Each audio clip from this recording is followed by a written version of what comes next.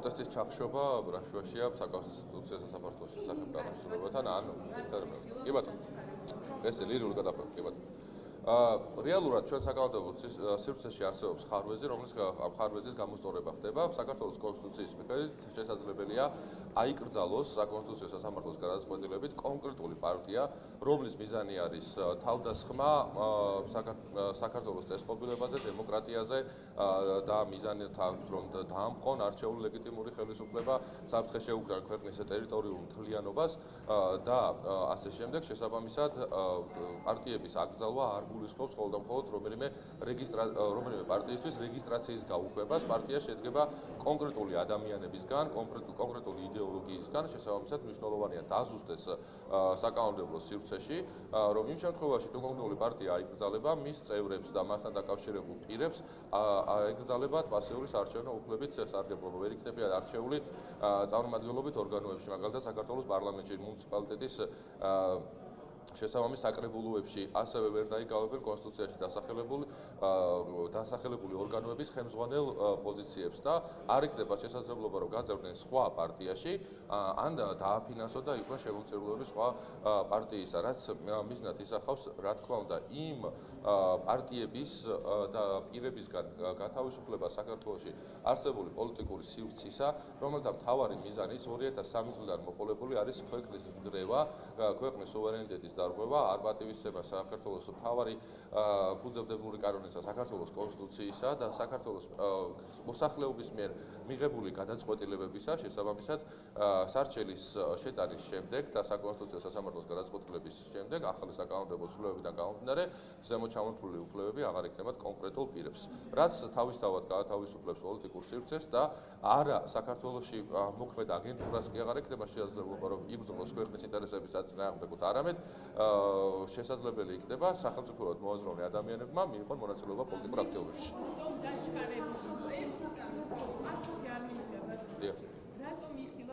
მნიშვნელოვანია რომ დაჩქარებული წესი ეს ჩვეულებრივი განხილვის ერთ-ერთი პროცედურაა, სადაც სამივე მოსმენით ხდება განხილვა, ყველას აქვს შესაძლებლობა რომ სურვილის შემთხვევაში დასვას კითხვები და მიიღოს ამ კითხვებზე პასუხი. მნიშვნელოვანია რომ დროულად შევიდეს ცვლილებები საკანონმდებლო სივრცეში. სანამ რა თქმა უნდა იქნება საკონსტიტუციო სასამართლოს განხილვაც.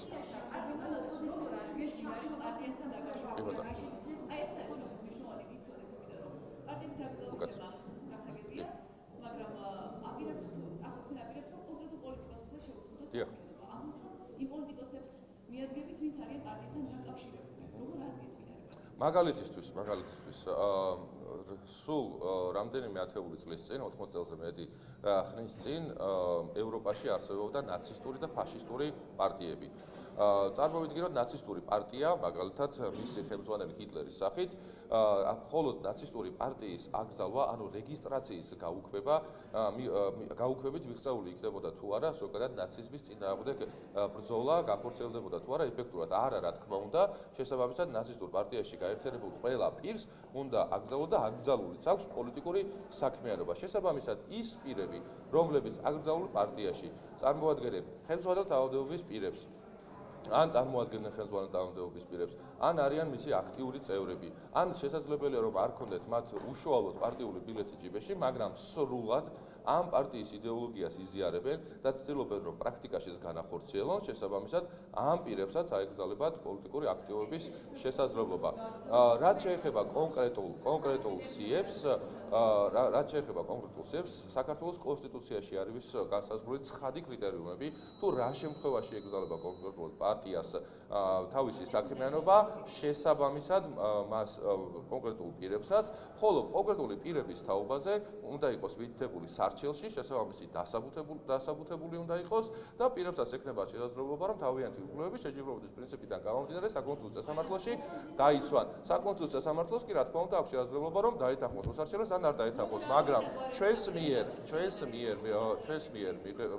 შეტანილი სარჩელის შემთხვევაში იმდენად დასაბუთებული იქნება რომ გვაქვს მოლოდინი რომ საკონსტიტუციო სასამართლო ერთ-ერთ გადაწყვეტილებას მიიღებს და დააკმაყოფილებს ჩვენს სარჩელს. რაც შეეხება სახელდააყარებს, დიახ, მათ შორის დასახელებული იქნება კონკრეტული პარტიები, მათ მიერ განხორციელებული ქმედებები, კონსტიტუციის დარღვევები და ამოძრავულად კონკრეტული ადამიანების სახელი და გვარები და მათ მიერ ჩადენილი კონსტიტუციის დარღვევა იქნება. ხოლო რაც შეეხება რაოდენობას, ამას ნახავთ სულ ცოტა ხანში, როდესაც არჩეული გამზადდება, კიდევ ერთხელ სარჩელზე მუშაობა გრძელდება და არის გამომთავრებელ ფაზაში.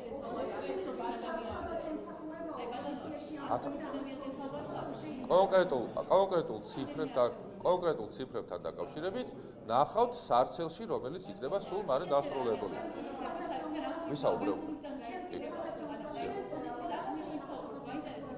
ვისაუბრე უკვე ბოდიში. როგორ?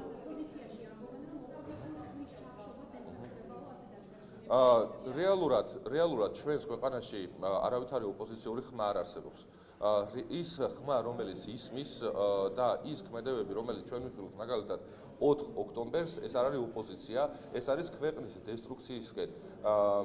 დესტრუქციისთვის მოქმედი ძალების, მაგალითად ხელისუფლების დამხობის მცდელობა, ადამიანები, რომლებიც არწევენ საქართველოს მოსახლეობის აბსოლუტურ უმრავლესობის არჩევანს, რომლითაც ქვეყნის სუვერენიტეტი, ქვეყნის ტერიტორიული მთლიანობა და კონსტიტუციური წესრიგი არაფერს არ წარმოადგენს, ეს ადამიანები უხეშად არღვევენ საქართველოს კონსტიტუციას და შესაბამისად ისევე როგორც სხვა ქვეყანაში აიკრძალებოდნენ და რისი ასობით მაგალითი არსებობს ევროპის მასშტაბით, მათ შორის არაერთი გადაწყვეტილება არსებობს სტრასბურგის სასამართლოს მიერ მიღებული, ზუსტად იგივე პრინციპიდან გამომდინარე, ჩვენს საკანონმდებლო სივრცეში იქნება სრულებები, რომლის მიხედვითაც ქართული ოცნების დანაპირები, რის გამოც მათ შორის საქართველოს მოსახლეობის 1,100,000-ზე მეტმა მხარდაჭერა ერთი წლის წინ და ხოლო 1,105,000-ზე მეტმა მხარდაჭერა წელს და მოგცა დავალება, მოგცა მიმართულება, რომ გათავისუფლდეს ეს ქვეყანა იმ ადამიანებისგან, რომლებიც დაკავებულები არიან ქვეყნის ჯახჯახით და აქვთ სურვილი, რომ აგენტურა იყოს ხელისუფლებაში, რომელიც რა თქმა უნდა მიღებული დავალების შესაბამისად ჩვენს ქვეყანას გადაჭეხავს ომის გასაწყისში.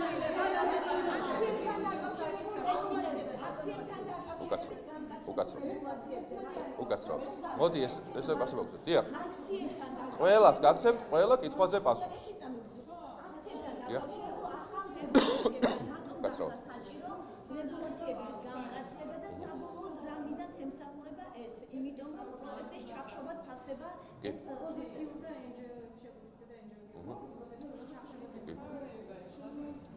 საქართველოს კონსტიტუციით გათვალისწინებულია შეკრებებისა და მანიფესტაციების უფლება. ყველას აქვს შესაძლებლობა, რომ საკუთარი აზრი დააფიქსიროს ამავდროულად კანონით გათვალისწინებულ ჩარჩოებში. ჩვენს ქვეყანაში მოქმედებს რეგულაციები, რომელიც დამახასიათებელია ნებისმიერი დემოკრატიული ქვეყნისათვის. მაგალითად, როგორც სხვა ქვეყანაში, როგორც ეს არის კარგი პრაქტიკა არა მხოლოდ საერთაშორისო სხვადასხვა ქვეყანაში, არამედ დადასტურებულია სტრასბურგის სასამართლოს არაერთი გადაწყვეტილებითაც, მაშინ, როდესაც არის საკმარისი ადგილი ადამიანებისთვის, რომ გამოხატონ თავიანთი აზრი, მათ არ აქვთ უფლება, რომ გადავიდნენ სავალ ნაწილზე, შეაფერხონ ნატოს ტრანსპორტის გადაადგილება, შეაფერხონ ეკონომიკური მოქმედებები, ამავდროულად სამართალდამცავი ორგანოების, სასწრაფოების, სახაზრო მანქანების გადაადგილება და მხოლოდ იმ შემთხვევაში შეუძლია ადამიანს გადავიდეს გზის სავალ ნაწილზე, თუ საკმარისი ადგილი არ არის და ადამიანები კონკრეტულად მაგალითად ტროტუარზე ვერ ეტევიან. როგორც სხვა ქვეყანაში, ჩვენ ქვეყანაში შესაბამისი პასუხისმგებლობა არის კანონით გათვალისწინებული მოთხოვნების დარღვევისათვის. მიუხედავად იმისა, რომ ჩვენ მოცემულ შემთხვევაში არის ჯარიმა ან ადმინისტრაციული პატიმრობა გათვალისწინებული მოქმედი კანონმდებლობით, ხედავთ, რომ ჯარიმებს არ აქვს პრევენციული შედეგი.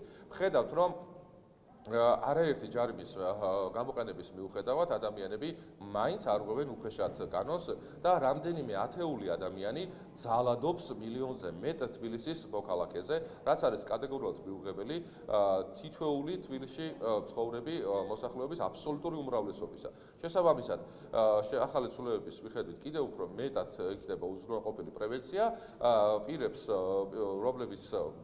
რომლებიც დაარღვევენ შეკრებებისა და მანიფესტაციის კანონით გათვალისწინებულ შესაბამის რეგულაციად მოუწევთ პასუხისმგებლობა ადმინისტრაციული წესით პატიმრობის გზით, ხოლო შემდეგ თუ კიდევ გაიმეორებენ სისხლის სამართლებრივი წესით. გაგახსენებთ, რომ მაგალითად ნიღბების დარებას აკრძალული არის შეკრების და მანიფესტაციის დროს, მიუხედავად ამისა, 4 ოქტომბერს ჩვენ არაერთი ნიღბიანი პროტესტის, ეგრეთ წოდებული პროტესტი და რეალურად დამხობის ცდელობის მონაწილე ვნახეთ, რომლებიც მათ შორის ცრებსადელ გაზს იყენებდნენ კონკრეტული ჟურნალისტების წინააღმდეგ, მაგალითად ვნახეთ წინა შემთხვევებში, როდესაც პიროტექნიკას პირდაპირ ესროდნენ ჟურნალისტებს და არაერთ კანონს საწინააღმდეგო ქმედებას ახორციელებდნენ. არ აქვს კანონს ეხლა პრევენციის შედეგები, შესაბამისად გამკაცრების შემთხვევაში, რა თქმა უნდა, კანონის მოთხოვნების დაცვა იქნება ყველასთვის გათვალისწინებული და მავალდებულები. ზუსტად ისევე როგორც ეს არის მაგალითად ნებისმიერ ევროპულ ქვეყანაში.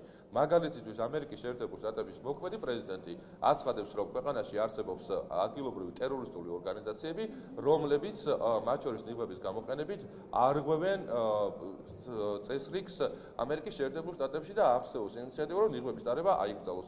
რაც მისაღებია ამერიკის შეერთებულ შტატებში, რაც მისაღებია ევროკავშირის წევრ ქვეყნებში და რაც უზრუნველყოფს ერთი მხრივ როგორც გამოხატვის თავისუფლების როგორც უფლების განხორციელებას, ხოლო მეორე მხრივ სხვათა უფლებების დაცვას, ეს რა თქმა უნდა მისაღებია ჩვენს სამართლებრივ სივრცეშიც.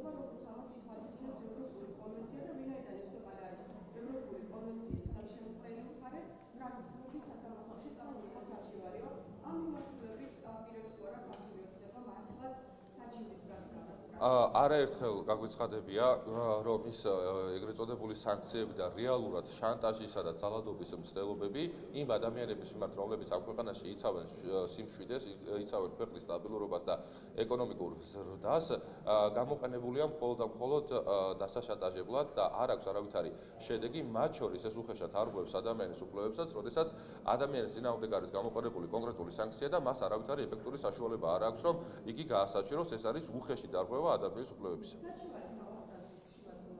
ამასთან დაკავშირებით ჯერობა არ ყოფილა.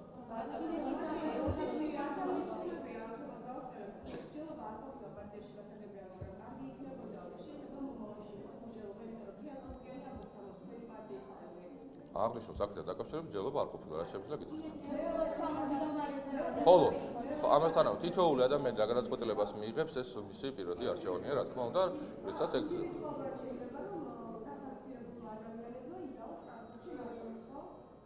ისე გაგიკვირდებათ კალბატონო ხატია და სტრასბურგის სასამართლოში ადამიანები ინდივიდუალურად თაობენ საკუთარი უფლების დარღვევის თაობაზე, არ უნდა იყოს მე მგონი თქვენთვის სიახლე.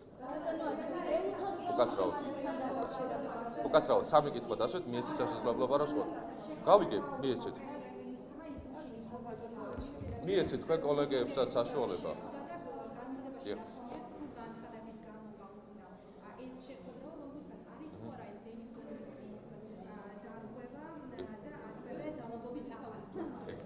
ჩვენ არ უკაცრავად.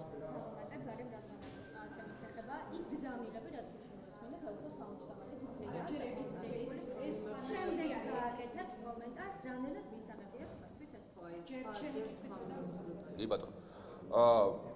ჩვენ არაერთხელ ვიხილეთ მათ შორის სახშანაც, როდესაც სხვადასხვა ქვეყნის საგარეო საქმეთა მინისტრი პირდაპირ აქცია მანიფესტაციაში იღებდა მონაწილეობას, რაც არის უხეში დარღვევა ვენის კონვენციისა, ეს არის უხეში დარღვევა ჩვენი კანონმდებლობისა და მათ შორის იმავე ქვეყნების კანონმდებლობის დარღვევა, რომლის საგარეო მინისტრებიც ესენი არიან. მათ შორის ჩვენ ვნახეთ ერთ-ერთი სკანდინავიური ქვეყნის წარმომადგენლობითი ორგანოს წევრის განცხადება, რომ მაიდანი უნდა მოხდეს ჩვენს ქვეყანაში, მე მიხვდა რაც წამოწდა და შეეცადა რომ საკუთარი ნათქვამი გამოესწორებინა. რა თქმა უნდა, კატეგორიულად მიუღებელია ნებისმიერ შემთხვევაში ჩარევა ჩვენი ქვეყნის შიდა საქმეებში და ის დუმილი თუ განცხადებული მხარდაჭერა, რომელიც მიმართულია მაგალითად 4 ოქტომბრის მოვლენების მიმართ, როდესაც ადამიანი იკავებს მაღალ თანამდებობას, არის საგარეო საქმეთა მინისტრი და ჩვენს ქვეყანაში ამ შემთხვევაში წარმოდგენია როგორც ეუთოს ხელმძღვანელი პირი და სიტყვასაც კი არ ახსენებს ქვეყნის გადატრიალების მცდელობაზე და იმ დანაშაულებრივ ქმედებებზე, რომელიც მთელმა მსოფლიომ იხილა, ეს რა თქმა უნდა შესაძლებელია განხილული იყოს როგორც დუმილი, რომელიც ხარდაჭერას უცხადებს დანაშაულების ჩადენას ჩვენს ქვეყანაში. მით უმეტეს, როდესაც ჩვენ ვნახეთ ევროკავშირის ევროკომისიის შესაბამის სპიკერის განცხადება, რომელიც მხარს უჭერდა იმ აქციას, სადაც დაანონსებული იყო ქვეყნის დამხობის ცდილობები. ეს არის უხეში ჩარევა, უხეში დარღვევა ადამიანის უფლებებისა და ქვეყნის სუვერენიტეტისა, რაც არის კატეგორიულად მიუღებელი. რასთან დაკავშირებითაც ჩვენს გავაკეთეთ არაერთხელ განცხადება, რომ ყოველთვის ვამხელთ ასეთ შემთხვევებს, ყოველთვის ხმას ავიმაღლებთ და ყოველთვის მოვითხოთ, რომ პატივისცემ მისი აკმაყოფილება ქართველი ხალხის არჩევანს. ნებისმიერი ქართველი ხალხის არჩევანის წინააღმდეგ მიმართული და მიღებული გადაწყვეტილება თუ განცხადება, ეს რა თქმა უნდა უხეშად ახლავს არა მხოლოდ ვენის კონვენციას, არამედ წარმოაჩენს თითოეულ ქვეყანას და ამიტომაც არავის არ უნდა გაუკვირდეს, რომ ქართულ საზოგადოებას აღარ აქვს ნდობა ევრობიუროკრატიის მიმართ, იმ ბიუროკრატიის მიმართ, სადაც გაათბაგებული და გაასვაგებულია deep state-ის გავლენები.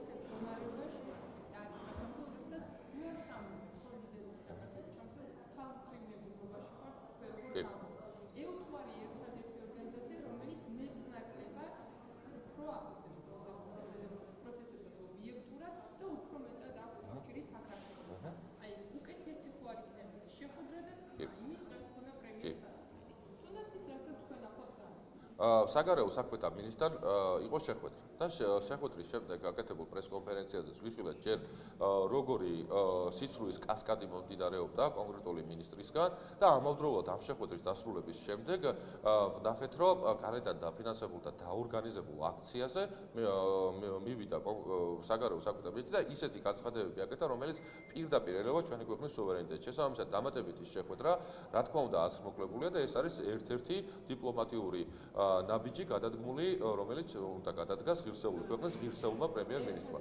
ხედავთ, რომ ამ კონკრეტულ ადამიანთან ლაპარაკს და კონკრეტული არგუმენტების გასვლას აზრი არ აქვს, მარტო მიზეზიდან გამომდინარე, იგი ავრცელებს აბსოლუტურ სიცრუეს და ცდილობს, რომ ჩვენ ქვეყანაში რამენაირად გაამართლოს ის დანაშაულებრივი ქმედებები, რომელიც 4 ოქტომბერს მიმდინარეობდა, სიტყვა არ დაუძრავს კიდევ ერთხელ აღნიშნულ საკითხთან დაკავშირებით და ამავდროულად ცდილობს, რომ წაახალისოს ახალი კანონდარღვევები, ახალი დანაშაულებები.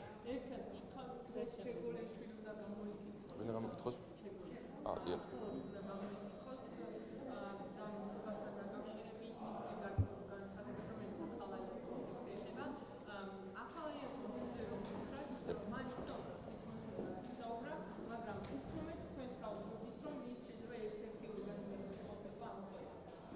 ბაჩანა დასრულეთ ბაჩანა ბაჩოვა ხალაია მისის კი განაცხადა რომ 4 ოქტომბერი იყო მშვიდობიანი აქციაო. დიახ, ბაჩანასთვის ეს მშვიდობიანი აქცია იყო, მშვიდობიანი ჩადენილი დანაშაული იყო, მშვიდობიანი შეჭრა და თავდასხმა შტურმი სტრატეგიულ ობიექტზე.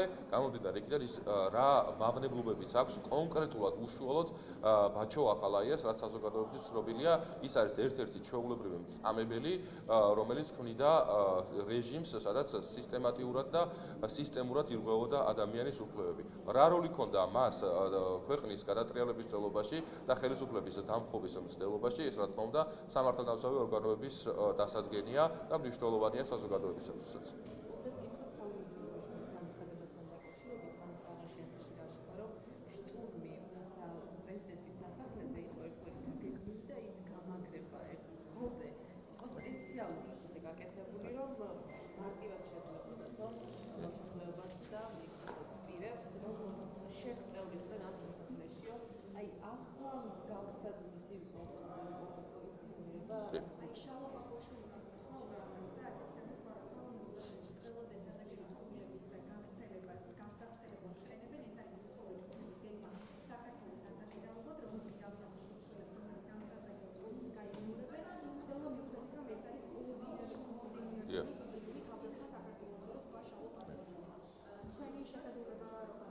ერთი რიგითი აგენტი ქართული პასპორტის მქონე სალომე ზურაბიშვილი სხვა აგენტებთან ერთად კოლექტიური ნაცმოძრაობის მედიებთან და მასთან დაკავშირებულ პირებთან ერთად კადრულობენ უკადრებელს უკვე არაერთხელ და ეხლა უტიფრობაშიც აქვთ გადასული ამ ადამიანებს რომ დაუჯეროთ თითქოს კარი თუ ღია არის ნებისმიერ მოსახლესთან შეიძლება შევიდეს ნებისმიერი ადამიანი და მაგალითად სხვისი ნივთი აიღოს და მიისაკუთროს ანუ კურდობა ჩაიდინოს. აქ თავარი კითხვა ღობესთან როგორ ცდილობენ რომ თავიანთი დანაშაულებრივი ქმედება ღობემდე დაიყვანონ რეალურად რატომ მივიდნენ ეს ადამიანები რატომ მოუწოდეს რომ მაგალითად მამაკაცები გადასულიყვნენ პრეზიდენტის სასახლესთან რატომ ანჯღრებდნენ და ცდილობდნენ თავს ესხმოდნენ მაგალითად ღობეს და შემდეგ რატომ გადახვდნენ პრეზიდენტის სასახლის ეზოში. რა თქმა უნდა, იმიტომ რომ აიღო სტრატეგიული ობიექტი, რომელიც სხვათა შორის ბატონმა ზოდელავამ თვითონმე განაცხადა, რომ პრეზიდენტის სასახლე უნდა ყოფილიყო ის პირველი სტრატეგიული ობიექტი, რომელსაც აიღებდნენ დაანაშაულში მხილებული ადამიანები, რომელსაც უნდა მოყოლოდა ჯაჭვური რეაქცია. ეს თვითონმე აქვს განცხადებული. და თვითონ სალომე ზურაბიშვილის იქვე იდგა და იყო მზად, რომ როგორც კი სტრატეგიულ ობიექტს პრეზიდენტის სასახლეს დაიკავებდნენ დანაშაულებრივი ბანდის წევრები შემდეგ გამოცხადებულიყო შენობაში და როგორც არალეგიტიმურ პრეზიდენტს შემდეგ მიესაკუთრებინა ხელისუფლება. ნებისმიერი განცხადება დუმილი ამ მოქმედებების და ამ დანაშაულების წინააღმდეგ არის ჩვეულებრივი მხარდაჭერა და ვინც გაიმეორებს რა თქმა უნდა აღნიშნულ უტიფარ სიცრუეს იქნება ჩართული იმ დიდ კამპანიაში რომელიც მიმართულია ჩვენი ქვეყნის საზოგადოების ქართველი ხალხის და ჩვენს ქვეყანაში სამართლებრივი და სამართლიანი ლეგიტიმურად არჩეული ხელისუფლების საწინააღმდეგოდ.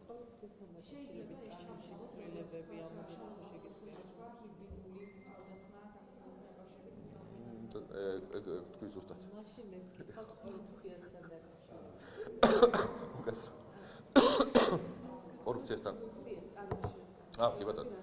კორუფციის წინააღმდეგ ბრძოლა ჩვენი გუნდის გაცხადებული მიზანია, რასაც რა თქმა უნდა სათავეში უდგას ჩვენი პარტიის საპარტიო თავმჯდომარე, ჩვენი პარტიის თავმჯდომარე, ქვეყნის პრემიერ-მინისტრი და ჩვენ ვხედავთ პრაქტიკაში განხორციელებულ, განკაცრებულ მიდგომებს, როგორც ერთი მხრივ პრევენციის თვალსაზრისით აღმასრულებელ ხელისუფლებაში, ასევე დანაშაულების გამოვლენას და შესაბამის პასუხისმგებაში კონკრეტული პირების მიცემას, რასაც რა თქმა უნდა პარლამენტის მხარს უჭერს და კანონიც გასწრდება შესაბამისად თუ სამოხელეო დანაშაულს ან ფინანსურ დანაშაულს ჩაიდენენ პირები მათ მოუწევთ რომ 30 წლის განმავლობაში შეავსონ დეკლარაციები შესაბამისად მიერ მიღებული ქონებები ან გასკუსებული ქონებები იქნება საჯარო მთელი საზოგადოებისათვის და ადამიანებს აღარ იქნება შესაძლებლობა რომ დანაშაულებრივად მოპოვებული ქონებები შემდეგ გამოაჩინონ და საკუთარი კეთილდღეობისთვის მოიხმარონ.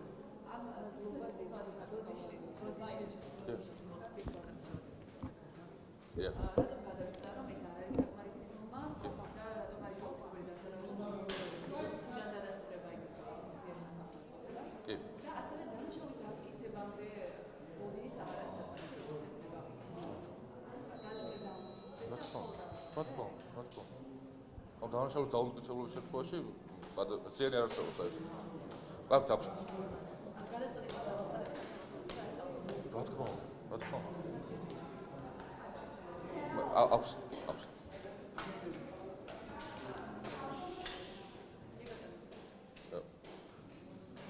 შეგვიძლია? კი.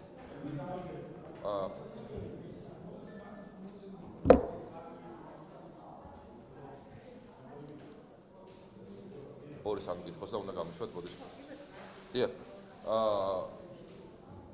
მოქმედი კანონმდებლობის მიხედვითაც თუ ადამიანი ჩაიდენს დანაშაულს და მიაყენებს სხვას ზიანს საახსრულებო წარმოების დაწყების შემთხვევაში საახსრულებო წარმოებაზე საქმის წარმოებაზე არ ვრცელდება ხანდაზმულობის ვადა და შესაბამისად მანამ სანამ პირი არ ანაზღაურებს მიყენებულ ზიანს იგი მოვალეთა რეესტრში არის რეგისტრირებული ხოლო საქართველოსთან გასვლის აკრძალვა როგორც აღსრულების ერთ-ერთი ღონისძიება უზრუნველყოფის ღონისძიება იქნება გამოყენებული რისი წინაპირობაც რა თქმა უნდა არის ჭადენილი დანაშაულებრივი ქმედება სასამართლოს მიერ მიღებული გადაწყვეტილება რომ დიახ ნამდვილად მოხდა დანაშაული ნამდვილად მიყენებული არის ზიანი, არსებობს კონკრეტული დაზარალებული ფიზიკური პირი და ამ მიყენებული ზიანის ანაზღაურების ვალდებულება აქვს დამნაშავეს. შესაბამისად, მიყენებული ზიანის ანაზღაურების ერთ-ერთი ეფექტური ღონისძიება არის წარმოდგენილი ცვლილებებით, ხოლო რაც შეეხება განაჩენში არ მითითდება, განაჩენი აუცილებლად უნდა არსებობდეს, ამავდროულად